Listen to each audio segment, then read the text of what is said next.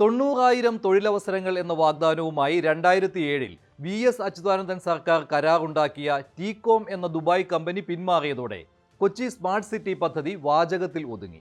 ഉമ്മൻചാണ്ടി സർക്കാരിനേക്കാൾ മികച്ച കരാറാണ് ഞങ്ങൾ ഉണ്ടാക്കിയതെന്ന വാചകമടിച്ച CPM നേതാക്കളും മന്ത്രിമാരും, എന്തിന് മുഖ്യമന്ത്രി പോലും ഇനി എന്താകും പറയുക? ആകെ മൊഴിഞ്ഞത് വ്യവസായ മന്ത്രി P. രാജീവാണ്. ആദ്യ വാചകം ഉമ്മൻചാണ്ടി സർക്കാരിനേക്കാൾ മികച്ച വ്യവസ്ഥകളാണ് ഞങ്ങൾ കരാറിൽ ഉൾപ്പെടുത്തിയത്.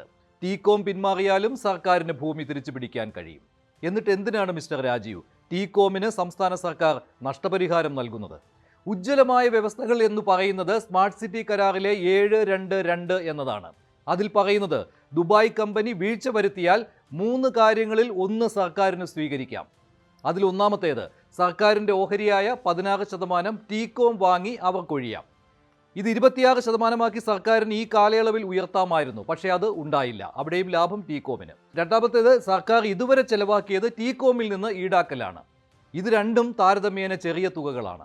പക്ഷേ മൂന്നാമത്തേത്, അതായത് ടീകോമിൻ്റെ ഓഹരിയായ 84% സർക്കാർ വാങ്ങണം. അതിൽ ഭൂമിയുടെ ഇപ്പോഴത്തെ വില ഉൾപ്പെടില്ല. 91 കോടി എന്ന കരാർ സമയത്തെ തുകയായിരിക്കും ഉണ്ടാവുക. അത് വലിയ കാര്യമായി P. രാജീവ് പറയുന്നുണ്ടെങ്കിലും ബാക്കി എത്ര നൽകണം എന്ന് സർക്കാർ ഒരു ഏകദേശ കണക്ക് പോലും ഇപ്പോൾ പറയുന്നില്ല. അതായത് ഈ 84% എത്രയാകും എന്നുള്ളത്. അത് ഭീമമായ തുകയായിരിക്കും എന്ന കാര്യത്തിൽ സംശയമില്ല. മാത്രമല്ല ഈ വ്യവസ്ഥ ടീകോമിനെ സഹായിക്കുന്നതാണെന്ന് CAG ചൂണ്ടിക്കാട്ടിയതാണ്. അതിപ്പോൾ ശരിയായി മാറിയിരിക്കുന്നു. പദ്ധതി കാലയളവിനിടെ ഈ വ്യവസ്ഥ നടപ്പിലാക്കാൻ സർക്കാരിന് കഴിയുകയുമില്ല. അതായത് ഇത്രയും കാലം ഒന്നും നടക്കുന്നില്ല എന്നറിഞ്ഞിട്ടും അവരെ ഒഴിവാക്കാൻ സർക്കാരിന് കഴിയുമായിരുന്നില്ല. നിയമ നടപടിയോ പിഴയോ സാധ്യമായിരുന്നില്ല. സർക്കാർ പറയുന്നത് നിയമ നടപടികളിലേക്ക് പോകാതിരിക്കാൻ ഭൂമി തിരിച്ചു കിട്ടാൻ, അത് ചില്ലറയല്ല, 246 ഏക്കർ തിരിച്ചു കിട്ടാൻ ചില വിട്ടുവീഴ്ചകൾക്ക് സർക്കാർ വഴങ്ങുകയാണ് എന്നാണ്. അതായത് കരാർ ഉണ്ടെങ്കിലും വീഴ്ച വരുത്തിയവരുമായി ഒരു ഒത്തുതീർപ്പ് ഉണ്ടാക്കുകയാണ് ഇപ്പോൾ. എന്നിട്ട് ഭൂമി തിരിച്ചെടുക്കുന്നു. ഇത്രയും വർഷങ്ങൾ നാട്ടുകാരെ പറ്റിച്ച സ്മാർട്ട് സിറ്റി അതോടെ ശുഭമാകുന്നു. ഭൂമി സർക്കാർ മറ്റ് കമ്പനികൾ തുടങ്ങാൻ വിനിയോഗിക്കും. പക്ഷേ അത് സർക്കാരിൻ്റെ നിയന്ത്രണത്തിലായിരിക്കും. സർക്കാരിന് നഷ്ടമുണ്ടാകാതെ സംസ്ഥാന താൽപ്പര്യത്തിന് അനുകൂലമായി കാര്യങ്ങൾ നടന്നുവെന്ന് വീമ്പും പറയാം. ഇങ്ങനെ ടീകോമിന് നൽകേണ്ട തുക തീരുമാനിക്കുന്ന കമ്മിറ്റിയിൽ അതേ കമ്പനിയുടെ പഴയ CEO കൂടി ഉണ്ട് എന്ന് മാത്രം. ഇനി അച്യുതാനന്ദൻ സർക്കാർ ദുബായ് കമ്പനിയുമായി ഉണ്ടാക്കിയ കരാർ അടിമുടി ടീകോമിന് ഗുണകരമാണത്.